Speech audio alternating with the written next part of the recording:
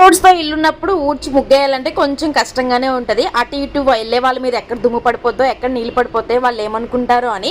అలా అని మనం వంగి కొంచెం క్లీన్ చేసినప్పుడు కూడా ప్రాపర్గా చూసుకుంటూ భయంగా క్లీన్ చేస్తాం కదా. సో ఇంకొక రోజు ముగ్గు అయిపోయినా సరే మళ్ళీ వెళ్ళే వాళ్ళు అటు వెళ్ళే వాళ్ళు ఏమనుకుంటారో, ముగ్గు లేదు అనుకుంటారేమో, అదొక టెన్షన్. సో ఇక ముగ్గు అయిపోయినా సరే నాకు ఎంత ఓపిక లేకపోయినా అట్లీస్ట్ ఊడ్చి నీళ్ళైనా కొట్టించేస్తాను మా బుడ్డోడి చేత. ఇంకా ఫైనల్గా బయటంతా ఊడ్చేసా. చూసారా, ఇక మార్నింగ్ మీకు మొన్నే ఫ్యాన్ తులిపోయినా మళ్ళీ దుమ్ము అయితే వచ్చేసింది, మెయిన్ రోడ్ కదా. సో ఇంకా బుడ్డోడితో అయితే కాసేపు ముచ్చట్లయితే ఆడేశాను. ఇవాళ మధ్యాహ్నంకి అయితే సంగడి చేస్తున్నా.